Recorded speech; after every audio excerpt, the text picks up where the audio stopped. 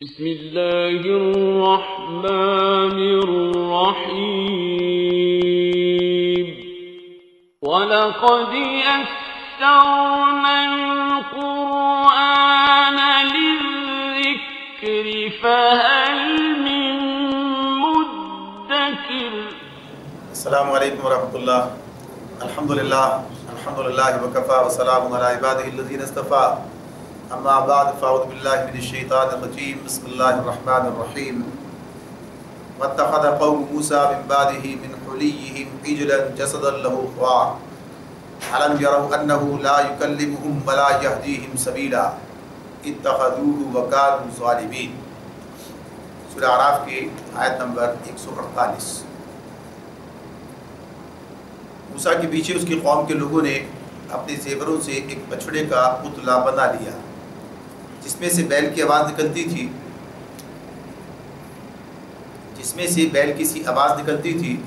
کیا انہیں نظر نہ آتا تھا کہ وہ نہ ان سے بولتا ہے اور نہ کسی معاملے میں ان کی رہنمائی کرتا ہے، مگر پھر بھی انہوں نے اسے معبود بنا لیا اور وہ سخت ظالم تھے۔ یہ اس وقت کا تذکرہ ہے کہ جب موسیٰ علیہ السلام اللہ تعالیٰ کی طلبی پر کوہ سینا پر چلے گئے تھے اور وہاں 30 کی بجائے انہیں 40 روز تک رکنا پڑا تھا۔ اللہ کا حکم پھر مزید 10 دن اور اضافہ اس میں کیا گیا تھا، اس کے حکم پر اللہ کے سامنے ان کے سامنے آ گئی تھی بات، تو یہ 40 روز تک وہاں پر رہے۔ تو اس دوران کے اندر اس کے پیچھے 30 دن کے بعد جب یہ موسیٰ علیہ السلام کو آنے میں تاخیر ہوئی ہے تو یہ سامری نے ان کے ساتھ یہ معاملہ کیا کہ اس نے ان کے زیوروں کو جمع کر کے اور پھر اسے ڈھالا اس کی شکل میں، اور اس میں کوئی اس طرح کا کام کیا کہ اس میں سے بیل کی سی آواز نکل رہی تھی۔ آج کے دور میں تو یہ چیزیں بہت ہی انسان کے لیے سمجھ میں آ جانے والی ہیں کہ ہوا کا مخصوص طریقے سے گزرنا یا کسی اور طریقے سے کہ اس سے آواز جو ہے پیدا کر دی جائے، کوئی بڑے اس کی بات نہیں ہے، لیکن یہی چیز ان کے لیے گمراہی کا سبب بھی بن گئی اور انہوں نے اس کو معبود تسلیم کر لیا، صرف یہ کہ اس میں سے بیل کی سی آواز نکلتی تھی۔ اور اصل بات یہی تھی کہ وہ چونکہ پہلے سے گاؤں پرستی کے مرض میں مبتلا تھے اور یہ گویا کہیے کہ مصر میں ان لوگوں کے ساتھ رہتے ہوئے، مشرکین کے ساتھ رہتے ہوئے یہ کیفیت ان کی ہو گئی تھی، یہ اثر ان پر پڑ گیا تھا، تو یہ اس مصریت زندگی کا دوسرا ظہور تھا جو اس موقع پر سامنے آتا ہے۔ تو اللہ رب العالمین فرماتے ہیں کہ ذرا سی سوچنے کی بات تو یہ ہے کہ وہ سوچا نہیں، انہوں نے سوچتے دیکھتے کہ کیا وہ ان سے بات کرتا ہے، نہ ان سے بولتا ہے، نہ کسی معاملے میں ان کی رہنمائی کرتا ہے، صرف ایک آواز اس سے نکلتی ہے، اسی کی بنیاد پر انہوں نے اسے اپنا معبود بنا لیا۔ تو یہ بڑے ظلم کی بات تھی، یعنی سخت ظالم لوگ تھے، اور اصل بات یہ تھی کہ چونکہ ان کے دل میں بچڑا بسا ہوا تھا، اللہ رب العالمین نے دوسرے مقام پر یہ بات کہی ہے وَأُشْرِبُوا فِي قُلُوبِهِمُ الْعِجْلَ،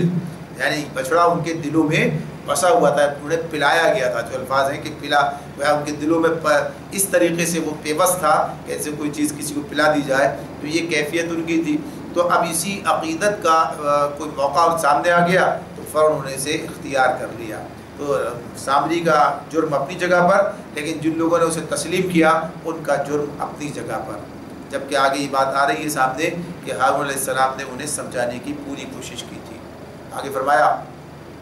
وَلَمَّا سُقِطَ فِي أَيْدِيهِمْ وَرَأَوْا أَنَّهُمْ قَدْ ضَلُّوا قَالُوا لَئِن لَّمْ يَرْحَمْنَا رَبُّنَا وَيَغْفِرْ لَنَا لَنَكُونَنَّ مِنَ الْخَاسِرِينَ۔ پھر جب ان کی فریب خوردگی کا طلسم ٹوٹ گیا، کب ٹوٹا تھا کہ جب موسیٰ علیہ السلام آئے تھے، پھر جب ان کی فریب خوردگی کا طلسم ٹوٹ گیا، انہوں نے دیکھ لیا کہ در حقیقت وہ گمراہ ہو گئے ہیں، تو کہنے لگے اگر ہمارے رب نے ہم پر رحم نہ فرمایا اور ہم سے درگزر نہ کیا تو ہم برباد ہو جائیں گے۔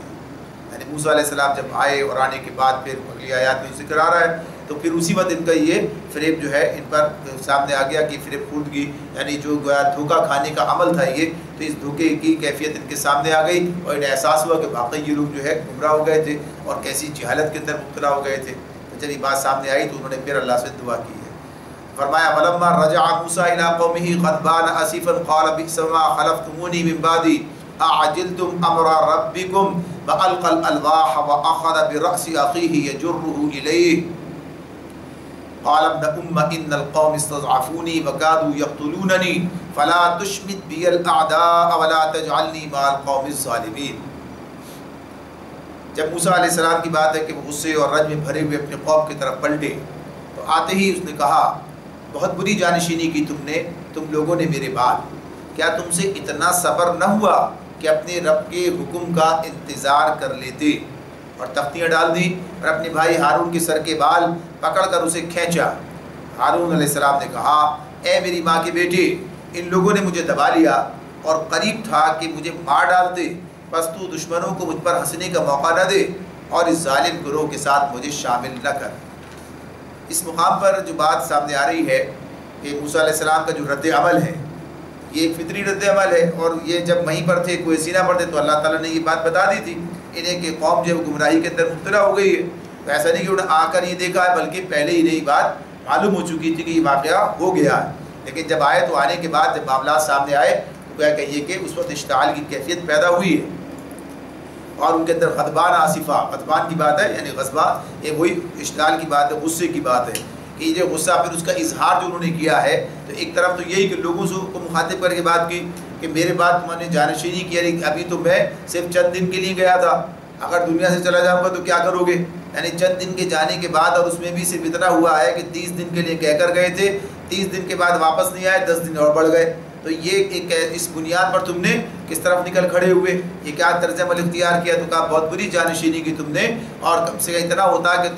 تم سے اتنا صبر نہ ہوا کہ اپنے رب کے حکم کا انتظار کر لیتے۔ تو رب کا حکم تو لینے کے لیے گئے تھے، یہ شریعت تو لینے کے لیے گئے تھے، وہاں پر اللہ نے کتاب دینے کا وعدہ کیا تھا، اسی لیے نے بلایا تھا، تو یہ بات قوم کے سامنے تھی کہ اب کتاب آ رہی ہے، اب تمہارے سامنے سب باتیں آئیں گی، تم نے اتنا صبر نہیں کیا، اور اسی کے اندر جو ہے تم اس گمراہی کے اندر مبتلا ہو گئے۔ اور پھر اس کے بعد انہوں نے اپنے بھائی ہارون کی طرف متوجہ ہوئے، تو ان کے ساتھ جو معاملہ کیا تو اللہ تعالیٰ فرماتے ہیں کہ ہارون کے سر کے بال پکڑ کر اسے کھینچا، یعنی یہ وہی غصے کا معاملہ ہے، غصے کا اظہار ہے، اس کے اندر یہ کام کیا۔ اور پھر انہوں نے سے دوسرے مقامات پر بات آتی ہے کہ جب انہوں نے کہا کہ کیا کس چیز نے تم کو روکا، یعنی کہ تم میرے طریقے پر عمل کرتے ہیں، اس معاملے میں ہارون علیہ السلام کو انہوں نے یہ بات کہی، یہ مخاطب کیا ہے، تو دوسرے مقامات پر یہ بات آتی ہے سامنے۔ تو انہوں نے پھر بات بتائی ہے کہ صورتحال کیا تھی کہ میں نے اسے قابو میں کرنے کی کوشش کی، لیکن یہ کوشش جو ہے ناکام ہو گئی، اور میں نہیں چاہتا تھا کہ ان کے اندر پھوٹ پڑ جائے، اور اس بنیاد پر جو ہے میں نے اس وقت کو ٹال دیا، چھوڑ دیا، الگ ہو گیا ان سے۔ اور یہ بات پھر اس مقام پر آئے گی تو وہی بات کریں گے کہ کیا پھوٹ پڑنے کے خوف سے برداشت کر لیا کہ ایسا نہیں ہے، بلکہ بات یہ ہے کہ جب وہ بے اثر ہو گئے اور ان کا اثر ان پر قائم نہ رہا، کوئی نتیجہ وہ نہیں نکال پا رہے تھے، تو پھر اس کام سے الگ ہو گئے، ان سے علیحدگی اختیار کی۔ تو یہاں بھی وہ یہ بات کہتے ہیں کہ اے میری ماں کے بیٹے، ان لوگوں نے مجھے دبا لیا، ان القوم استضعفونی وکادوا یقتلوننی، اور یہاں تک کہ یہ مجھے مار ڈالتے، قتل کر دے، اس حد تک جو ہے یہ سرکشی بڑی تھی، اور جو لوگ اس کے اندر شریک تھے یعنی ساری سازش کے اندر، تو وہ ان کا اثر اتنا زیادہ ہو گیا تھا ان لوگوں کے اوپر کہ یہ کام کوئی کر گزرتے۔ تو اب اس موقع پر یہ معاملہ کہ چونکہ اب یہ ایسا نہیں کہ جان بچانے کے لیے چلو ٹھیک ہے کرنے دیا، تو کرنے دینے کی بات تو نہیں، بات تو سمجھانے کی تھی، سمجھایا۔ ایک اکیلا آدمی کتنا بات کر سکتا تھا، یا اس کو جتنے کچھ لوگ اور بھی کسی کی حمایت حاصل رہی ہو، لیکن وہ حمایت سامنے نہیں آ رہی ہے، تو اس اعتبار سے یہ کیفیت کہ اس موقع پر انہوں نے اپنے آپ کو الگ کر لیا، تو یہ جان بچانے کے لیے بھی نہیں تھا، نہ کسی اور وجہ سے کوئی ایسی دنیاوی معاملات کی بات، بلکہ بنیادی طور پر حکمت کا تقاضا اس وقت ہی تھا کہ موسیٰ علیہ السلام واپس آنے والے ہیں، اور آئیں گے تو معاملات سامنے آ جائیں گے، اس وقت جو ہے اس کو سب معاملات کو دیکھ لیا جائے گا۔ اور ہوا بھی یہی کہ موسیٰ علیہ السلام کے آنے کے بعد انہوں نے معاملات کو سنبھال لیا، بات جو ہے وہ اپنے صحیح راستے پر آ گئی۔ تو اس اعتبار سے گویا کہیے کہ انہوں نے صبر کیا، اس معاملے کو حکمت کے ساتھ میں اس وقت کو ٹال دیا۔ تو یہ کہتے ہیں کہ یہ اس بات کا مجھے اندیشہ تھا، یعنی انہوں نے مجھے ایک تو دبا لیا، یعنی میری بات بے اثر ہو گئی، اور دوسری بات یہ کہ اس بات کا بھی خدشہ پیدا ہو گیا کہ یہ اس حد تک آگے بڑھ گئے کہ بات تو نہیں مانیں گے، البتہ مجھے مار ڈالیں گے۔ تو اس اعتبار سے یہ میں نے اپنے آپ کو الگ کیا، بس تو دشمنوں کو مجھ پر ہنسنے کا موقع نہ دے،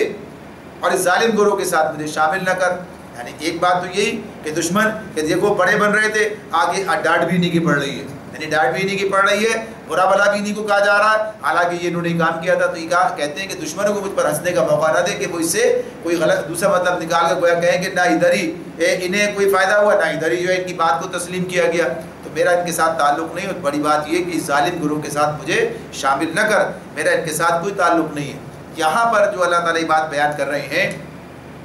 اس میں اللہ تعالیٰ نے ہارون علیہ السلام کے بارے میں یعنی گویا کہیے کہ ان کی ایک برات جو ہے یہاں پر ثابت کی ہے کہ جو بنی اسرائیل نے ان کے اوپر الزامات لگائے، تو بنی اسرائیل نے جو الزامات ان پر لگائے ہیں اپنی کتابوں میں اس کا ذکر کیا ہے، تو اس میں یہ بات کہی ہے کہ ہارون علیہ السلام نے یہ بچڑا بنایا تھا، اور انہوں نے جو ہے ان کی فرمائش پر کے مطابق سونے کا یہ ہارون علیہ السلام کی فرمائش بنایا گیا تھا، اور انہوں نے قربان کا اس کے لیے بنائی، اور انہوں نے بنی اسرائیل کو جمع کیا اور اس کے آگے قربانیاں چڑھائیں، یعنی یہ انہوں نے ہارون علیہ السلام پر الزام لگایا ہے۔ قرآن یہ بات بتاتا ہے کہ یہ بات غلط ہے۔ ہارون علیہ السلام جو اللہ کے نبی ہیں وہ اس شرک کے مرتکب نہیں ہوئے قطعاً، بلکہ اس جرم کا مرتکب سامری ہے، دوسرے مقام پر اس کی بات آئے گی، یعنی سامری ہے کہ جس نے یہ جرم کیا تھا، لہٰذا یہ معاملہ ہارون علیہ السلام کا نہیں ہے، تو اس مقام پر اللہ تعالیٰ نے ان کی برات جو ہے وہ ثابت کی ہے، اور وہ خود بھی کہتے ہیں کہ مجھے ظالم گروہ کے ساتھ شامل نہ کر۔ پھر اس کے بعد موسیٰ علیہ السلام دعا کرتے ہیں، قال رب اغفر لی ولی اخی وادخلنا فی رحمتک وانت ارحم الراحمین، رب اغفر لی ولی اخی وادخلنا فی رحمتک برحمتک وانت ارحم الراحمین۔ تب موسیٰ علیہ السلام نے کہا، اے رب مجھے اور میرے بھائی کو معاف کر اور ہمیں اپنی رحمت میں داخل فرما، تو سب سے بڑھ کر رحیم ہے۔ یعنی اس موقع پر انہوں نے اللہ تعالیٰ سے اب دعا کی ہے، اپنے بھائی کو بھی شامل کیا، بات سامنے آ گئی، بات صاف ہو گئی، اور نے جان لیا کہ ہارون علیہ السلام نے اپنی بساط پر اصلاح کی کوشش کی، لیکن یہ کوشش کارگر نہیں ہوئی، کامیاب نہیں ہو سکی، اور قوم جو ہے اس نے ان کو دبایا۔ تو اس موقع پر اللہ سے دعا کی کہ اللہ مجھے اور میرے بھائی کو جو ہے، اس لیے کہ اس وقت جو کیفیت سامنے آ رہی تھی اس سے بچے ہوئے لوگ یہی تھے، اور پھر یہ ساتھ ساتھ یہ بھی بات کی کہ اپنی رحمت میں ہمیں داخل کر۔ پھر یہی تذکرہ اسی طرح سے آتا ہے سورہ مائدہ کے اندر، جہاں پر تذکرہ تھا یہ کہ کہا تھا کہ چلو آگے بڑھ کر حملہ کرو، اس بستی کے اندر داخل ہو جاؤ، تو سارے لوگ الگ ہو گئے تھے، حالانکہ ان میں چند آدمی ایسے بھی تھے، یعنی یوشع بن نون، اور ان کی بات آتی ہے سامنے کہ انہوں نے کہا تھا لوگوں سے کہ اگر تم ہمت کرو تو اس میں بستی میں داخل ہو جائیں گے، فتح یاب ہو جائیں گے۔ تو اس موقع پر بھی جب ان لوگوں نے انکار کیا اور موسیٰ علیہ السلام سے کہہ دیا کہ تم جانو اور تمہارا رب جانے، اور جب تک ہم نہیں جائیں گے تک یہ لوگ وہاں سے نہ نکل جائیں، تو اس موقع پر بھی موسیٰ علیہ السلام نے اسی طرح دعا کی تھی، اور اسی طرح سے کہا تھا کہ اللہ یہ لوگ میرے بس میں نہیں، تو ہمیں جو ہے یعنی اپنے بھائی کو بھی ساتھ ملاتے ہوئے کہا تھا کہ ہمیں ان ظالموں سے بچا اور ان کے ساتھ ہمیں شریک نہ کر۔ ان الذين اتخذوا العجل سينالهم غضب من ربهم وذلة في الحياة الدنيا وكذلك نجزي المفترين۔ اللہ رب العالمین نے فرمایا جن لوگوں نے بچڑے کو معبود بنایا وہ ضرور اپنے رب کے غضب میں گرفتار ہو کر رہیں گے اور دنیا کی زندگی میں ذلیل ہوں گے۔ جھوٹ گھڑنے والوں کو ہم ایسی ہی سزا دیتے ہیں۔ والذین عملوا السیئات ثم تابوا من بعدها وآمنوا ان ربک من بعدها لغفور رحیم۔ البتہ جو لوگ برے عمل کریں پھر توبہ کر لیں اور ایمان لے آئیں تو یقیناً اس توبہ و ایمان کے بعد تیرا رب درگزر اور رحم فرمانے والا ہے۔ یعنی ساتھ ساتھ یہ باتیں بتا دی، پہلی بات یہ بتائی کہ جنہوں نے یہ جرم کیا ہے اور اپنے جرم پر انہیں کوئی ندامت نہیں ہے، کوئی شرمندگی نہیں ہے، یعنی اس معاملے میں توبہ نہیں ہے۔ اصل بات ہے توبہ سے تو گناہ معاف ہو جاتے ہیں، اللہ تعالیٰ کی طرف سے یہ بات ہے کہ توبہ سے گناہ معاف ہوتے ہیں۔ یہ بات اپنی جگہ الگ ہے کہ بعض توبہ جو ہے کفارے کا مطالبہ بھی کرتی ہے، بعض توبہ جو ہے حد کا مطالبہ بھی کرتی ہے، یعنی جرائم کے اعتبار سے یہ چیزیں اپنی جگہ الگ رہتی ہیں، لیکن توبہ سے گناہ معاف ہونے کی بات اپنی جگہ پر ہے۔ تو یہاں پر اللہ تعالیٰ نے یہ بات کہی کہ جو لوگ اس کے اندر مبتلا ہوئے وہ اپنے رب کے غضب میں گرفتار ہوں گے، اور یہ بیرونی لوگوں کی بات ہے کہ جو ندامت نہیں ہے، جن کے اندر توبہ نہیں کرتے ہیں، واپس توحید کی طرف پلٹتے نہیں ہیں، یا دل میں ان کے بہرحال کوئی کیفیات موجود ہیں، چاہے وہ اب اس وقت باز آ گئے ہو، اس سے اپنے آپ کو انہوں نے الگ کر لیا ہو، تو ایسے لوگوں کو سزا ملے گی۔ لیکن جو لوگ برے عمل کریں اور پھر توبہ کر لیں اور ایمان لے آئیں، یہاں پر اللہ نے ایمان کی بات بھی کی، یعنی شرک میں مبتلا ہو گئے تھے، تو اس میں ساتھ ساتھ یہ بات بھی اس کے اندر بیان کر دی کہ وہ لوگ جو اس حد تک چلے گئے تھے ان کے لیے بھی واپسی کا دروازہ کھلا ہوا ہے۔ والذین عملوا السیئات ثم تابوا من بعدها وآمنوا، تو آپ ایمان کون لاتا ہے؟ یعنی اس کا ایمان جو ہے ختم ہو گیا ہو، اس کا ایمان جو ہے خطرے میں پڑ گیا، یہ ہفت ہو گیا، یہ کیفیت ہے۔ تو اس اعتبار سے جب یہ کام کریں گے تو پھر اس کے بعد اللہ جو ہے بڑا بخشنے والا اور رحم فرمانے والا غفور الرحیم ہے۔ وَلَمَّا سَكَتَ عَن مُوسَى الْغَضَبُ أَخَذَ الْأَلْوَاحَ وَفِي نُسْخَتِهَا هُدًى وَرَحْمَةٌ لِلَّذِينَ هُمْ لِرَبِّهِمْ يَرْهَبُونَ۔ پھر جب موسیٰ علیہ السلام کا غصہ ٹھنڈا ہو گیا تو اس نے وہ تختیاں اٹھا لی جن کی تحریر میں جس کی تحریر میں ہدایت اور رحمت تھی ان لوگوں کے لیے جو اپنے رب سے ڈرتے ہیں۔ لِلَّذِينَ هُمْ لِرَبِّهِمْ يَرْهَبُونَ،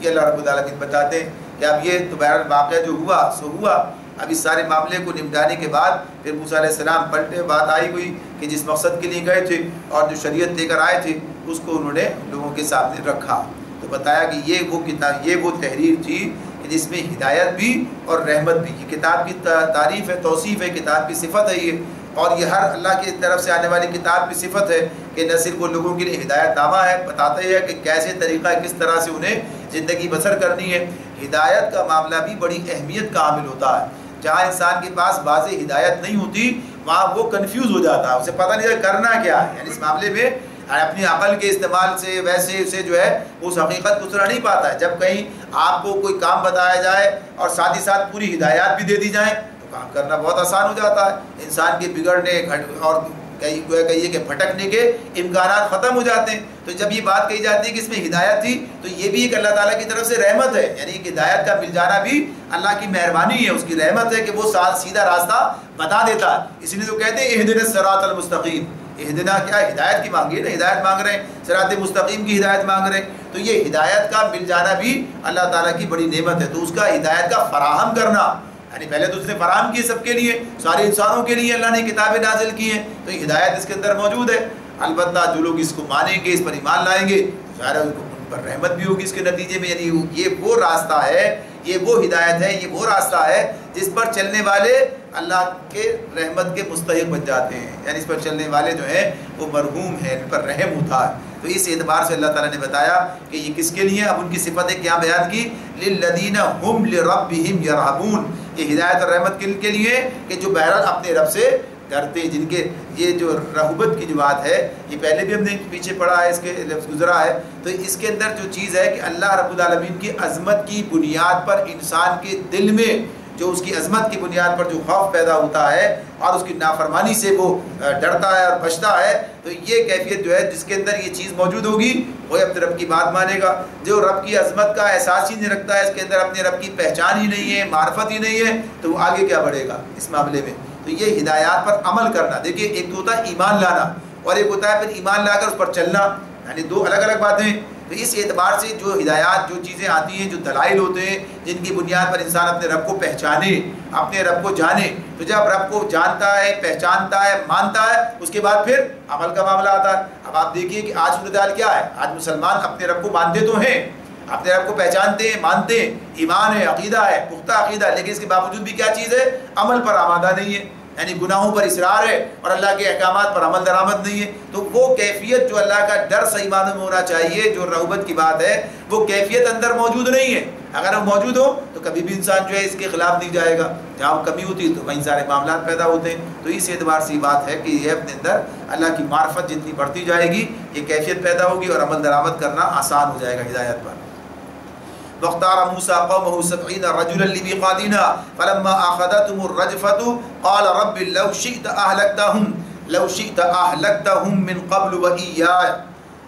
أَتُهْلِكُنَا بِمَا فَعَلَ السُّفَهَاءُ مِنَّا إِنْ هِيَ إِلَّا فِتْنَتُكَ تُضِلُّ بِهَا مَن تَشَاءُ وَتَهْدِي مَن تَشَاءُ أَنْتَ وَلِيُّنَا فَاغْفِرْ لَنَا وَارْحَمْنَا وَأَنْتَ خَيْرُ الْغَافِرِينَ. اور پھر اس کے بعد موسیٰ علیہ السلام نے کیا کام کیا, اللہ فرماتے ہیں اور اس نے اپنی قوم کے 70 آدمیوں کو منتخب کیا تاکہ وہ اس کے ساتھ ہمارے مقرر کیے ہوئے وقت پر حاضر ہوں. جب ان لوگوں کے ایک سخت زلزلے نے آ پکڑا تو موسیٰ نے عرض کیا, اے میرے سرکار, آپ چاہتے تو پہلے ہی ان کو اور مجھے ہلاک کر سکتے تھے. کیا آپ اس قصور میں جو ہم میں سے چند نادانوں نے کیا تھا ہم سب کو ہلاک کر دیں گے؟ یہ تو آپ کی ڈالی ہوئی ایک آزمائش تھی, اس کے ذریعے سے آپ جسے چاہتے ہیں گمراہی میں مبتلا کر دیتے ہیں اور جسے چاہتے ہیں ہدایت بخش دیتے ہیں. ہمارے سرپرست تو آپ ہی ہیں, بس ہمیں معاف کر دیجئے اور ہم پر رحم فرمائیے, آپ سب سے بڑھ کر رحم معاف کرنے والے ہیں. وَأَنْتَ خَيْرُ الْغَافِرِينَ. اب یہ بات کہ یہ جو 70 آدمیوں کو لے کر موسیٰ علیہ السلام گئے تھے اور یہ طلبی جو تھی, اس طلبی کی غرض کیا تھی؟ ایک بات تو اس کے حوالے سے یہ آتی ہے کہ یہ جو کچھ عمل ہوا تھا, یعنی جو قوم نے گوسالہ پرستی جو کی تھی, یہ جو گوسالہ پرستی ہے, یہ جو گائے کے بچڑے کو بنا کر جو ہے پوجنے لگے تھے, تو اس جرم پر اللہ سے معافی طلب کریں اور اثر نو اطاعت کا عہد استوار کریں. ایک بات تو یہ بات آتی ہے سامنے کہ یہی بات ہے کہ جو اس میں اس کے لیے یہ لوگ وہاں پر گئے ہیں ساتھ میں. دوسری بات یہ بھی ایک بات سامنے آتی ہے کہ لوگوں کو یہ تأمل ہوا کہ یہ جو چیز آپ لے کر آئے ہیں کیا یہ واقعی اللہ ہی کی جانب سے ہے, یعنی کہ یہ اس طرح سے اللہ کی طرف سے یہ احکامات آ رہے ہیں سامنے,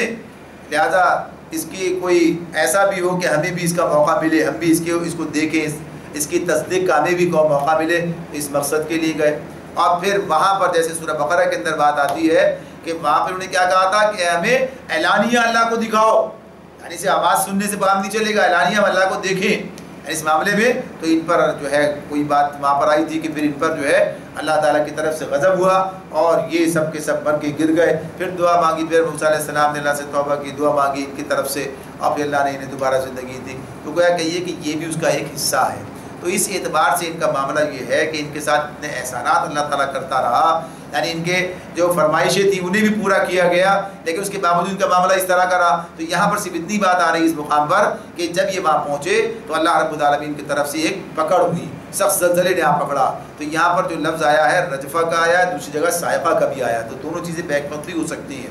تو اس اعتبار سے جب یہ کیفیت ہوئی تو موسیٰ علیہ السلام گھبرا گئے، پریشان ہو گئے۔ اس معاملے پہ اللہ سے دعا کرتے ہیں، اللہ سے کہتے ہیں کہ اگر یہ آپ چاہتے تو وہی سارا ختم ہو جاتا، آپ نے یہاں بلایا ہے تو بہرحال آپ ہی حکمت والے، اور ہمیں یعنی معافی کی تلافی کی جو ہے درخواستیں اللہ سے کرتے ہیں۔ اور اللہ تعالیٰ نے پھر اسے قبول بھی فرما لیا، انہیں دوبارہ سے زندگی عطا کر دی ہے، یعنی مردہ ہو گئے تھے، یہ مردے جیسے ہو گئے تھے، دونوں میں سے جو بھی بات تھی اللہ نے انہیں دوبارہ سے واپس کر دیا، زندگی نے دی۔ اور پھر فرمایا موسیٰ علیہ السلام یہ آگے بات کرتے ہیں وَاكْتُبْ لَنَا فِي هَذِهِ الدُّنْيَا حَسَنَةً وَفِي الْآخِرَةِ إِنَّا هُدْنَا إِلَيْكَ قَالَ عَذَابِي أُصِيبُ بِهِ مَنْ أَشَاءُ وَرَحْمَتِي وَسِعَتْ كُلَّ شَيْءٍ فَسَأَكْتُبُهَا لِلَّذِينَ يَتَّقُونَ وَيُؤْتُونَ الزَّكَاةَ وَالَّذِينَ هُمْ بِآيَاتِنَا يُؤْمِنُونَ۔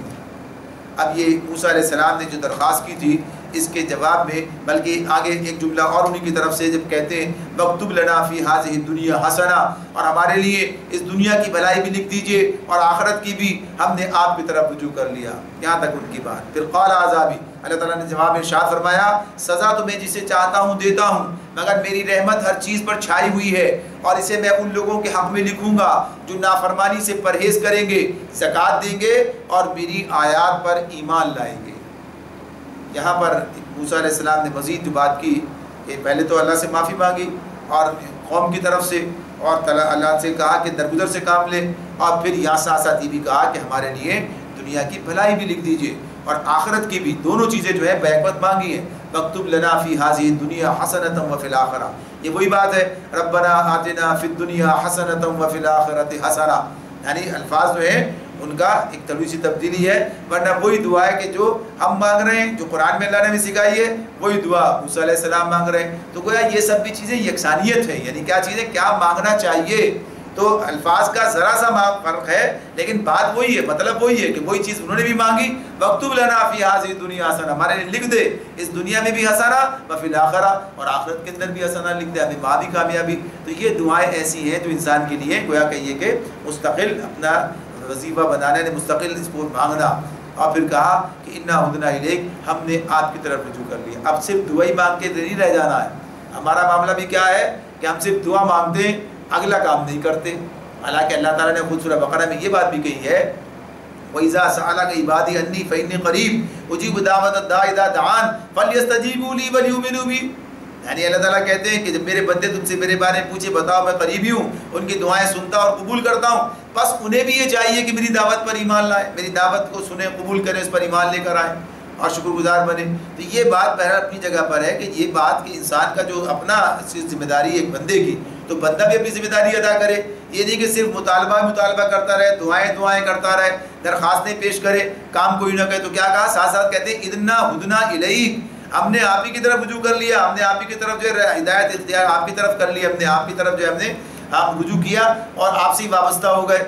پھر اللہ تعالیٰ جواب دیتے ہیں کہ میری سزا تو میں جسے چاہتا ہوں دیتا ہوں، یعنی سزا کا معاملہ چل رہا تھا، یہ معاملہ ہوا تھا، تو ساتھ ساتھ کیا کہا کہ یہ بھی میری اپنی جگہ پر بات ہے کہ سزا بھی ہے اللہ کی طرف سے۔ یہ بات کوئی نہ سمجھے کہ اللہ تعالیٰ صرف جو ہے سزا یعنی بخشش کرانے والا ہے، وہ سزا دینے والا بھی ہے، انتقام لینے والا بھی ہے، لوگوں کو ان کے جرم پر سزا دیتا ہے۔ تو اس اعتبار سے کیا کہا کہ میں جسے چاہتا ہوں سزا دیتا ہوں، یعنی سزا کا معاملہ بھی اپنی جگہ پر ہے، مگر ساتھ ساتھ کیا ہے میری رحمت ہر چیز پر چھائی ہوئی ہے۔ یعنی بنیادی طور پر ایسا نہیں ہے کہ اللہ تعالیٰ ہر وقت غصے میں رہتا ہے، کبھی کبھی جو ہے مہربان ہو جاتا ہے۔ اللہ تعالیٰ مہربان ہے لیکن جب اسے غصہ دلاتے ہیں تو یعنی ایسے کام کرتے ہیں جو اللہ کے غصے کا سبب بنتے ہیں، یعنی غصہ دلانے سے مراد کیا ہے کہ ایسے کام کیے جائیں کہ جو اللہ کے غصے کا سبب بن جائے، اللہ کے غضب کا سبب بن جائے، تو اللہ کا غضب ہوتا ہے، اللہ کا جو ہے اس کا غصہ ان لوگوں پر ہو جاتا ہے. تو یہ بات ہے. ورنہ اصلاً اللہ تعالیٰ کی مہربانی ہی مہربانی ہے. اللہ تعالیٰ کی وہ لوگوں کے ساتھ جو ہے رحمت کا معاملہ کرتا ہے. تو اسی نے کہا وَرَحْمَتِي وَسِعَتْ كُلَّ شَيْءٍ، ہر چیز پر رحمت چھائے ہوئی، یعنی سارے کام جتنے بھی انجام پا رہے ہیں یہ اللہ کی رحمت کا نتیجہ ہے جو انسانوں کے بھی اور ساری کائنات کے لیے مفید ہے. اور پھر فرمایا کہ یہ رحمت جو ہے اس کا معاملہ کس کے ساتھ ہے؟ اب دنیا میں اس اعتبار سے فرمایا فَسَأَكْتُبُهَا لِلَّذِينَ يَتَّقُونَ، یہ میں کس لوگوں کے لیے لکھوں گا یہ رحمت؟ کہا تھا نا وَاكْتُبْ لَنَا، ہمارے لیے لکھ دے فِي هَذِهِ الدُّنْيَا حَسَنَةً. تب یہاں کیا کہتے ہیں فَسَأَكْتُبُهَا، کہ میں اسے لکھوں گا کس کے لیے؟ لِلَّذِينَ، ان لوگوں کے لیے. پہلی شرط کیا بتائی؟ يَتَّقُونَ، تقوی اختیار کریں گے. تقوی کی بات آج کل ہو رہی ہے، اس اعتبار سے یہ قربانی کے لیے بھی تقوی کی بات ہو رہی ہے. یعنی تقوی بنیادی طور پر بات یہی ہے کہ انسان کا اللہ کے ساتھ تعلق کی نوعیت کیا ہے، اللہ کے ساتھ تعلق کی کیفیت کیا ہے، اس کی کمیت کیا ہے، یعنی اس کی کیا صورت حال. تو اس اعتبار سے یہی تقوی، جس نے کہا نا تقوی ہا ہونا، تقوی دل کے اندر ہوتا ہے، یعنی قلب کی طرف اشارہ کر کے نبی صلی اللہ علیہ وسلم نے فرمایا ہے. تو یہ دل کی کیفیت کا انعام ہے بنیادی طور پر. پھر اسی کے مظاہر ہیں جو انسان کے افعال اور اعمال اور اس کے تمام ظاہر پر بھی مرتب ہوتے ہیں، سامنے آتے ہیں اسی کے نتیجے کے طور پر. تو بنیادی طور پر اللہ تعالیٰ کا مقام انسان کے دل میں ہونا، اللہ تعالیٰ کی رضا کی فکر ہونا، اللہ تعالیٰ کی ناراضگی سے انسان کا ڈرنا، یعنی سب کیفیت جو ہیں، اور اسی بنیاد پر اس کی فرما برداری کرنا اور نافرمانی سے بچنا. یہ ایک کیفیت ہے. اس کی بات بتائی کہ ایک بات تو یہ کہ بہرحال یہ ہو، اللہ کا کوئی مقام ان کی زندگی میں ہو، اس کو کوئی وہ حیثیت دے اور اس کی رضامندی کی پرواہ انہیں ہو، ناراضگی کی فکر ہو. اور اس کے ساتھ کیا ہے وَيُؤْتُونَ الزَّكَاةَ. پھر ساتھ ساتھ عملی اقدام کے طور پر یہاں کیا بات رکھی سامنے کہ عملاً اس کا اظہار کیسے کریں گے کہ اللہ کے راستے میں خرچ کریں گے. یعنی اللہ نے جو زکوٰۃ کا عمل ہے، زکوٰۃ کے جو فریضہ لوگوں پر رکھا ہے، تو وہ زکوٰۃ کا فریضہ ادا کریں گے. تو اب یہاں پر دیکھیے یہ بات کس کی ہو رہی ہے؟ بنی اسرائیل سے ہو رہی ہے نا. یؤتون الزکوٰۃ، زکوٰۃ وہاں بھی ہے، یعنی وہاں بھی اس لیے کہ یہ اصول جو ہے، اصولی چیزیں تمام کی تمام موجود ہیں. تو یؤتون الزکوٰۃ. اب یہ الگ بات ہے کہ زکوٰۃ کا شرح کچھ اور ہو سکتی ہے، اس کا نصاب کچھ اور ہو سکتا ہے، لیکن عملاً زکوٰۃ موجود ہے، عملاً زکوٰۃ موجود ہے وہاں بھی. تو یہ دوسری بات کیا بتائی کہ زکوٰۃ دیں گے. پھر تیسری بات کیا بتائی؟ والذین هم بآیاتنا یؤمنون. تیسری بات یہ کہ ہماری آیات پر ایمان لائیں گے. اب حالانکہ بات تو یہ کہ پہلے نمبر پر تو ایمان ہوتا ہے، بعد میں دوسرے نمبر بات یہ آتی ہے، لیکن ساتھ ہی ساتھ اللہ تعالیٰ نے یہ بات کی ان لوگوں کے ساتھ بات ہو رہی ہے کہ جو ایمان لانے کے بعد پھر سرکشی کر رہے ہیں. یعنی ویسے تو ایمان ہے ان کا، ایمان والے ہیں. تو اب یہاں پر کہا کہ ایمان کا جو مقصد ہے، یعنی کس سے مطالبہ ہوگا تقویٰ کا، کس سے مطالبہ ہوگا زکوٰۃ کا؟ یعنی ایمان والوں سے مطالبہ ہوگا. لیکن اب یہاں پھر ایمان کی بات کی ہے تو یہ وہی والی بات ہے جیسے پیچھے گزری ہے یا ایھا الذین آمنوا آمنوا، اے لوگوں جو ایمان لائے ہو ایمان لے کر آؤ، یعنی ایمان کے تقاضے بھی پورے کرو. تو جو ہماری آیت پر ایمان لائیں گے، جو اس کے تقاضے ہیں وہ بھی پورے کریں گے. الذین یتبعون الرسول النبی الامی الذی یجدونہ مکتوبا عندہم فی التوراۃ والانجیل یأمرہم بالمعروف وینہاہم عن المنکر ویحل لہم الطیبات ویحرم علیہم الخبائث ویضع عنہم اسرہم والاغلال التي كانت علیہم فالذین آمنوا به وعزروه ونصروه واتبعوا النور الذي انزل معه اولئک هم المفلحون. ساتھ ہی ساتھ اللہ تعالیٰ نے یہ بات بھی بتا دی کہ آج یہ رحمت کن لوگوں کا حصہ ہے. الذین، پہلے کیا کہا تھا؟ فَسَأَكْتُبُهَا لِلَّذِينَ، میں ان لوگوں کے لیے لکھوں گا. کن لوگوں کے لیے؟ یتقون ویؤتون الزکوٰۃ، تقوی اختیار کریں گے، زکوٰۃ دیں گے اور ہماری آیتوں پر ایمان لائیں گے. الذین، اب اس سے ساتھ ہی اس کو جوڑا ہے. ابھی اس کی بات یہ آ رہی، تو لہٰذا اس کا مطلب کیا ہوا کہ آج رحمت ان لوگوں کا حصہ ہے جو اس پیغمبر نبی امی کی پیروی اختیار کریں، جس کا ذکر انہیں اپنے ہاتھ تورات اور انجیل میں لکھا ہوا ملتا ہے. وہ انہیں نیکی کا حکم دیتا ہے، بدی سے روکتا ہے، ان کے لیے پاک چیزیں حلال اور ناپاک چیزیں حرام کرتا ہے، اور ان پر سے وہ بوجھ اتارتا ہے جو ان پر لدے ہوئے تھے، اور وہ بندشیں کھولتا ہے جن میں وہ جکڑے ہوئے تھے. لہذا جو لوگ اس پر ایمان لائیں اور اس کی حمایت اور نصرت کریں اور اس روشنی کی پیروی اختیار کریں جو اس کے ساتھ نازل کی گئی ہے، وہی فلاح پانے والے ہیں. یعنی یہ ایک اللہ نے گویا کہیے کہ ہدایات کا ایک پیکج یہاں پر سامنے رکھا. تو اب یہ بات پہلے تو یہ بات بتا دی کہ وہ لوگ جن کی خصوصیات ہیں، اور اب ساتھ ہی ساتھ یہ بات بھی بتائی گئی ہے، بنی اسرائیل کو اس بات کی دعوت دی جا رہی ہے، بتایا جا رہا ہے کہ آج یہ رحمت کن لوگوں کے حصے میں ہے، اس لیے کہ شرط کیا تھی رحمت کی، فَسَأَكْتُبُهَا کس کے لیے لکھیں گے اللہ تعالیٰ یہ رحمت کس لیے لکھیں گے؟ تقویٰ، زکوٰۃ، ایمان، یعنی اس کی بات کی تھی۔ اب یہ ایمان، زکوٰۃ، تقویٰ کہاں ہے؟ یہ ان لوگوں کے اندر ہے، تمہارے اندر سے نکل گیا، تمہارے اندر سے نکل گیا، تم اللہ کی آیات پر ایمان لانے کی بات کرتے ہو مگر نکل جاتے ہو، یعنی کتنی باتوں کو نہیں مانتے۔ اور اب جو آیات نازل ہو رہی ہیں ان کا تو صریح انکار کر دیا، کفر کیا، یعنی نبی صلی اللہ علیہ وسلم پر جو اللہ نے آیات نازل کی، قرآن نازل کیا، تو گویا اس پر عملاً انکار کر دیا۔ تو ایک تو یہی بات، تمہارا معاملہ تو خارج ہو گیا، ختم ہو گیا۔ تو پہلے بھی تم نے جو طرز عمل اختیار کر رکھا تھا توریت کے ساتھ میں، وہ تو اپنی جگہ، اب جو اس نبی کے ساتھ تم نے معاملہ کیا ہے، اب جو چیز نازل ہو رہی ہے، تو اب یہ رحمت ان لوگوں کا حصہ ہے جو اس پر ایمان لا رہے ہیں۔ یہ نبی الذین یتبعون الرسول النبی الامی، کہ اب جو اس نبی کی پیروی کریں گے، یعنی اب یہ رسول بھی آ چکا ہے، جب تک یہ رسول نہیں تھا تو پچھلے والے کے ساتھ اس پر ایمان کافی تھا، اب یہ رسول بھی آ گئے تو اب ان پر ایمان لانا بھی ضروری ہو گیا، یہ کتاب بھی نازل ہو گئی تو اب اس کتاب پر بھی ایمان لانا، اس پر عمل پیرا ہونا ضروری ہو گیا۔ تو اس اعتبار سے یہ بات جو ہے ان سے کہی جا رہی ہے کہ یہ جو ہے، جو اب یہ رحمت ان لوگوں کے حصے میں آئے گی، پہلے والا معاملہ ختم ہو گیا، اب مزید اضافہ ہو گیا، لہٰذا اب جو یہ نیا ایڈیشن ہے، نئی چیز تمہارے سامنے آ گئی ہے، اس میں جو چیزیں اضافے ہو گئے ان سب کو بھی تمہیں قبول کرنا ہے، ان سب کو چھوڑنا نہیں ہے۔ تو اب یہ اس پیغمبر نبی امی پر ایمان لانا اور اس کی پیروی کرنے کا معاملہ ہے۔ تو کیا کہا یہاں پر؟ یتبعون الرسول النبی الامی۔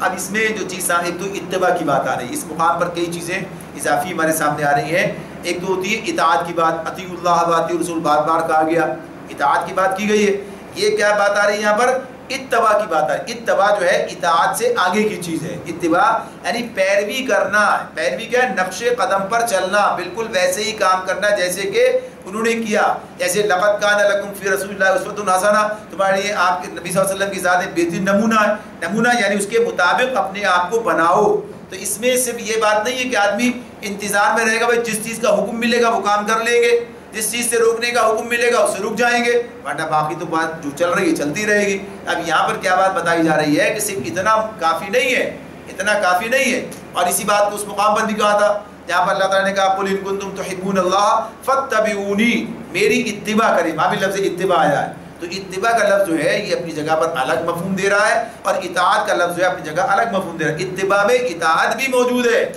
اطاعت بھی موجود ہے، تو لیکن اطاعت کے لفظ سے اتباع کا لفظ زیادہ وسعت رکھتا ہے اپنے اندر۔ تو یہاں پر پھر اللہ تعالیٰ نے یہ بات رکھ دی ہے کہ اتباعی مقصود ہے، لہٰذا جو اس کی اتباع کریں، پیروی کریں۔ تو نبی صلی اللہ علیہ وسلم کے بارے میں کہ یہ نمونے کا فرق جو اللہ نے بنا کر ہمارے لیے رکھا کہ رسول ہیں کہ جن کی پیروی کرنی ہے۔ اب ان کی شان بیان کرتے ہوئے کیا کہا؟ یتبعون الرسول النبی الامی، تین لفظ بیک وقت استعمال کیے ہیں، رسول، نبی، امی، یعنی تین اللہ تعالیٰ نے اس پیغمبر نبی امی کی پیروی اختیار کریں۔ اب یہاں پر جو معاملہ سامنے ہے، ایک تو یہی پہلے ان کا مسئلہ تھا کہ رسول ماننے کے لیے تیار نہیں ہو رہے تھے، یعنی اسی کی بات تھی۔ اب ساتھ ساتھ یہاں پر جو یہ لفظ آ گیا امی نبی صلی اللہ علیہ وسلم کے لیے، ویسے تو لفظ امی جو ہے وہ اس کے لیے ہوتا ہے کہ جو پڑھا لکھا نہیں ہے، یعنی امی کا لفظ قرآن مجید میں بھی استعمال ہوا ہے، جیسے کہا کہ وَمِنْهُمْ أُمِّيُّونَ الْكِتَابَ لَا يَعْلَمُونَ، یعنی ان میں سے کچھ لوگ امی ہیں جو کتاب کا علم نہیں رکھتے، یعنی اس اعتبار سے ان کی بات کی گئی ہے۔ اور ویسے جو یہ امی کا، یہ ان کے لیے عربوں کے لیے بھی یہ لفظ جو ہے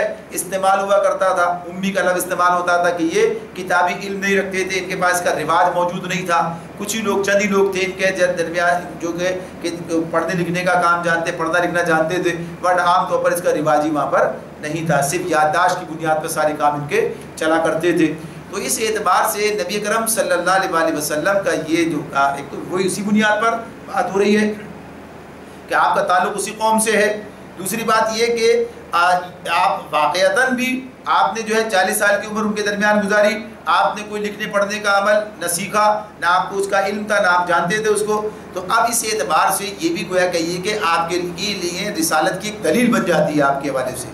کہ ایک ایسا شخص جس کا معاملہ یہ ہے کہ جس نے 40 سال لوگوں کے درمیان پیدائش کے بعد سے گزارے ہیں، اور سب دنیا جانتی ہے کہ انہوں نے کوئی کتابی علم حاصل نہیں کیا، کہ لکھنا پڑھنا انہوں نے نہیں سیکھا، اور نہ کبھی ان سے کسی قسم کا اس طرح کا اظہار سامنے آیا۔ اب اس کے بعد اچانک 40 سال کی عمر کے بعد اس شخص کی زبان پر ایسے مضامین آ جاتے ہیں، ایسے خطبے وہ دے رہا ہوتا ہے کہ جس کی نظیر لانا کسی کے لیے ممکن نہیں ہوتا، یعنی اس میں حکمت کے خزانے بھرے ہوئے، ایسی باتیں کر رہا، تو یہ کہاں سے آ گئی؟ تو وہ خود کہتا ہے، وہ خود جو شخص وہ خود ہی بتا رہا ہے، رسول نبی کرم صلی اللہ علیہ وسلم خود بتا رہے ہیں کہ یہ میرا کمال نہیں، تو اللہ کی طرف سے آ رہی باتیں، یہ اللہ کی باتیں جو میں تمہیں بتا رہا ہوں، یہ اللہ کی باتیں ہیں جو میں تمہیں بتا رہا ہوں، اور پھر اس کے ذریعے جو حکمت اللہ نے سکھائی ہے، آپ کو حکمت دی ہے، تو اس کے مطابق پھر آپ بھی ارشادات جو آپ کے، لیکن بہرحال فرق ہے قرآن میں اور حدیث کے اندر سامنے آ جاتا ہے۔ تو بنیادی طور پر یہ امی ہونے کے بعد بھی یہ ساری چیزیں، تو گویا کہ یہ آپ کے لیے ایک دلیل بن رہی ہے۔ اور تیسری آخری بات یہ ہے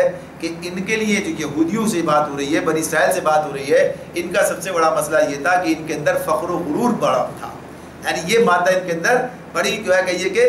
اضافی یعنی حد سے بڑا ہوا، ایسے تو ہونا ہی نہیں چاہیے، لیکن اس کے اندر فخر و غرور کے اندر حد سے زیادہ بڑے ہوئے بے تحاشا ان کے اندر یہ چیز موجود تھی۔ تو ان کا معاملہ یہ تھا کہ یہ دوسرے لوگوں کو امی کہتے تھے، یعنی یہ دوسرے لوگوں کا، یعنی اپنے آپ کو ہم تو پڑھے لکھے ہیں، اب باقی دنیا کیا ہے ساری کی ساری یہ امی ہے ساری کی ساری، یہ ان کا معاملہ اس اعتبار سے گویا وہ ان کو کہتے تھے۔ یہ بعض اوقات قومی طور پر بعض قومی غرور جو ہوتا ہے، فخر جو ہوتا ہے، وہ اس طرح کی باتیں لوگوں سے کہلواتا ہے، جیسے عرب کے مقابلے میں عجم کا لفظ آتا ہے، عرب کے مقابلے میں عرب جو ہے دوسروں کو عجم کہتے تھے، عرب جو ہے حالانکہ امی تھے، ان کی بات ہی ہو رہی ہے، عرب جو ہے عرب یعنی اپنی زبان دانی اور اپنے خطبات اور اپنی جو ان کا کلام تھا اس اعتبار سے دوسرے لوگوں کہتے تھے گونگے، عجم کیا ہے؟ گونگے، عجمی۔ تو اس معاملے میں ان کا یہ کہنا تھا، تو ان کا یہ کہتے تھے باقی دنیا امی ہے، اور امی کے بارے میں کہتے تھے امیوں کے معاملے میں ہم پر کوئی مواخذہ نہیں ہے، یہ مضمون پیچھے ہم پڑھ کر آ گئے، ان کے ساتھ جو چاہے کیا جائے۔ اب ایک نبی بھی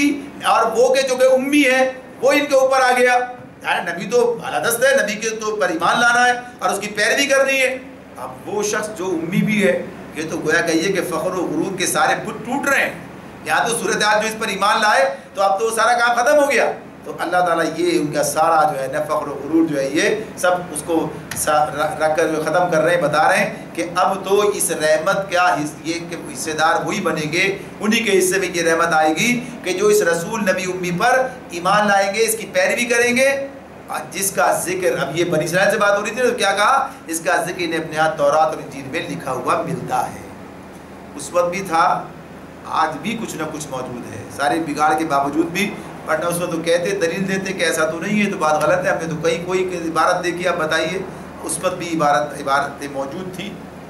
اور اس حد تک اس میں رہنمائی موجود تھی کہ اللہ تعالیٰ اس کے نبی صلی اللہ علیہ وسلم کے بارے میں کہتے ہیں ان لوگوں کا کہ علم کے حوالے سے کہ یہ اس طرح آپ کو پہچانتے ہیں جیسے کوئی اپنے بیٹوں کو پہچانتا ہے، یعنی اتنا زیادہ وضاحت کے ساتھ چیزیں موجود تھیں۔ اور کچھ لوگ ایمان بھی لائے اسی بنیاد پر کہ جو علامات موجود تھیں ان علامات کو دیکھ کر ایمان لے آئے، اور جس علامات کی وہ جانچ کرنی مقصود تھی وہ جانچ بھی لی، یعنی اس کے ساتھ ساتھ آپ نے 4 دیکھی، 5ویں جانچ کر پھر آپ پر ایمان لے آئے۔ تو اس اعتبار سے گویا کہیے کہ یہ ان کے لیے ناواقفیت کا مسئلہ نہیں ہے، واقفیت کی بات ہے کہ اب اس پر ایمان لاؤ، اور ساتھ ساتھ کیا ہے کہ ان کا کام کیا ہے، وہ انہیں نیکی کا حکم دیتا ہے اور بدی سے روکتا ہے، اور پھر ان کے لیے پاک چیزیں حلال اور ناپاک چیزیں حرام کرتا ہے۔ یہ جو سارا پیمانہ حلال و حرام کا بگاڑ کے رکھ دیا تھا، ایک تو یہ بات کہ امر بالمعروف اور نہی عن المنکر کا کام ہے یہ، یعنی دین کے حوالے سے تمام چیزیں وضاحت کہ کیا کرنا ہے کیا نہیں کرنا ہے، یعنی یہ وہی ہدایت کا معاملہ جو اب سامنے آ رہا ہے۔ تو اب یہ کام بھی ان کا ساتھ ساتھ کیا ہے کہ یہ حلال و حرام کے پیمانے کو درست کرتے ہیں جسے تم نے بگاڑ دیا تھا، جسے تم نے کہیے کہ اس طرح سے بے ترتیب کر دیا تھا، حلال کو حرام اور حرام کو حلال بنا رکھا تھا۔ تو آگے اسی لیے کیا کہا وَيُحَرِّمُ عَلَيْهِمُ الْخَبَائِثَ کے بعد وَيَضَعُ عَنْهُمْ إِصْرَهُمْ وَالْأَغْلَالَ الَّتِي كَانَتْ عَلَيْهِمْ، اور ان پر سے وہ بوجھ اتارتا ہے جو ان پر لدے ہوئے تھے، اور وہ بندشیں کھولتا ہے جن میں وہ جکڑے ہوئے تھے۔ یعنی یہ بات کیا ہے کہ یہ جو کچھ انہوں نے اپنے دین میں بگاڑ پیدا کر کے اپنے فقیہوں کی مشگافیوں کے ذریعے اپنے اور دیگر جو روحانی مقتدا اور پتہ نہیں کون کون اور یہ صوفی اور فلاں، کسی نے یہ طریقہ نکال کے رکھ دیا، کسی نے وہ طریقہ نکال کے رکھ دیا، کسی نے یہ پابندی لگا دی، کسی نے وہ پابندی لگا دی، اور پتہ چلا کہ زندگی تنگنائیوں کا شکار ہو کر رہ گئی۔ یعنی دین پر عمل اتنا مشکل کر دیا کہ لوگ دین سے فرار حاصل کرنے لگے، بھاگنے لگے، یعنی یہ کیفیت پیدا ہو گئی۔ یہ ایک طرف یہ معاملہ ہو گیا، دوسری طرف کیا ہے کہ چونکہ وہ ہوتا نہیں اس پر عمل درآمد، لہذا اعلان نافرمانی ہو رہی ہے، سب چیزیں ہو رہی ہیں، یہ بات ہو رہی ہے۔ اور دوسری بات یہ کہ جو کرے تو وہ بھی ایک مشکل میں کہ خواہ کی پابندیاں اس کے اوپر، تو کیا رسول کے آنے کے بعد کیا ہوا کہ وہ تمام پابندیاں جو نے خود اختیار کر رکھی تھیں، جن جکڑ بندیوں میں جکڑے ہوئے تھے، وہ بندشیں کھول کر صحیح جو اللہ کی طرف سے جو چیزیں ہیں وہ سامنے رکھی جا رہی ہیں، صرف وہی چیزیں۔ اسی لیے اللہ تعالیٰ نے انسان کے لیے جو دین عطا کیا ہے اسے وہ آسان دین ہے۔ یرید اللہ بکم اليسر ولا یرید بکم العسر، اللہ تمہارے لیے آسانی چاہتا ہے، تمہارے لیے مشکل نہیں چاہتا ہے۔ اور پھر یہ بات بھی کہی کہ اللہ چاہتا ہے کہ تمہیں آسانی عطا کرے، اس لیے کہ انسان جو ہے ضعیف پیدا کیا گیا۔ غرض یہ کہ یہ رسول کے آ جانے کے بعد دین کے معاملات کو ٹھیک طور پر ان کے سامنے رکھ دیا گیا۔ تو یہ بھی نبی اکرم صلی اللہ علیہ وسلم کا ایک کام ہے جو ان کے حوالے سے بیان کیا۔ فرمایا آگے لہٰذا جو لوگ اس پر ایمان لائیں، اب پھر کیا ایمان لانے کے بعد اس کی حمایت اور نصرت کے عزروہ و نصروہ، یعنی ساتھ ساتھ یہ بات بھی ہے کہ ایمان لا کر گھر بیٹھ جانے کی بات نہیں ہو رہی ہے، یعنی ایمان کا تو تقاضا ہی یہی ہے۔ ابھی سورہ مائدہ میں ہم پڑھ کر آئے کہ ان سے کیا معاہدہ ہوا تھا، کیا بات ہوئی تھی کہ یہ رسول پر ایمان بھی لائیں گے، اس کا ساتھ بھی دیں گے، یعنی اس کے ساتھ مل کر جدوجہد کریں گے۔ یعنی یہ کام نہیں ہوگا کہ رسول اپنا کام کرے، ہم تو ایمان لا کر بس اپنا کام کر چکے، ایسا نہیں ہے، بلکہ اس کے ساتھ مل کر جدوجہد کرنا اور اس کے بعد بھی اس کے کام کو لے کر آگے بڑھتے چلے جانا، اس کام کے لیے کوشش کرتے رہنا، یہ بات ہے۔ یعنی آج تو رسول اکرم صلی اللہ علیہ وسلم کی ذات موجود نہیں ہے، لیکن آپ کا کام موجود ہے، آپ کا دیا ہوا دین موجود ہے، اور اس دین کے حوالے سے اس کے تقاضے موجود ہیں، اور پھر اس کی آج جو ہے وہ نصر، اس کی نصرت کا معاملہ آج بھی موجود ہے۔ یعنی آج اس کے لیے کام کیا جائے، آج دین مغلوب ہے، آج دین غالب نہیں ہے۔ لہٰذا تمام اہل ایمان کی یہ ذمہ داری بنتی ہے، تمام اہل ایمان کو جو ایمان لائے، تو اس نے پہلے کیا بات کی، لہٰذا جو لوگ اس پر ایمان لائیں، پہلا معاملہ ایمان لانے کا ہے، اور پھر کیا اس کی حمایت اور نصرت کریں، یعنی پھر اس کو جو ہے کسی اور کی حمایت ہی نہ ہو، وہ ایمان رسول پر لائیں، حمایت کسی اور نظام کی کرتے ہیں، کسی اور کے دین کی کرتے ہیں، کسی اور کی زندہ باد مرد آباد میں لگے ہوئے ہیں، تو کہا کہ اسی دین کی حمایت کرنی، اسی کی نصرت کرنی، یعنی اسی کو غالب اور بالادست اور قائم رکھنے کے لیے جدوجہد کرنی، یعنی یہ کام ہے رسول کا ساتھ دینا۔ رسول کیا کام کر رہے تھے؟ رسول یہی کام کر رہے تھے، هو الذی ارسل رسولہ بالہدی ودین الحق لیظہرہ علی الدین کلہ، کہ وہ اس دین کو غالب کرنے کے کام کر رہے تھے، اللہ نے یہ کام ان کے سپرد کیا تھا، لہذا اس کام میں ان کی مدد کرو۔ کوئی اور مدد نہیں مانگی ہے رسول نے کسی سے کہ اجر مانگا ہو کہ اچھا بھائی میرے کھانے پینے کا بندوبست کرو، میرے لیے رہنے سہنے کا بندوبست کرو، میرے لیے سواریاں فراہم کرو، یہ ساری باتیں تو نہیں کی، بلکہ یہ بات تو واضح طور پر بار بار بیان کی گئی ہے، میں تم سے کوئی اجر نہیں مانگتا، میرا تم سے ذاتی طور پر کوئی معاملہ نہیں ہے، میں تو تم سے صرف وہی مطالبہ کرتا ہوں جو اللہ نے تمہارے ساتھ رکھا ہے، تمہارے سامنے وہ کام کرو، اور اسی بنیاد پر اللہ سے ڈرو، اس کی عبادت کرو، میری اطاعت کرو جو اللہ کی طرف سے مقرر کی گئی ہے۔ تو یہاں پر کیا بات آ گئی کہ صرف ایمان کی بات نہیں چلے گی، بلکہ ایمان کے ساتھ ساتھ وعزروہ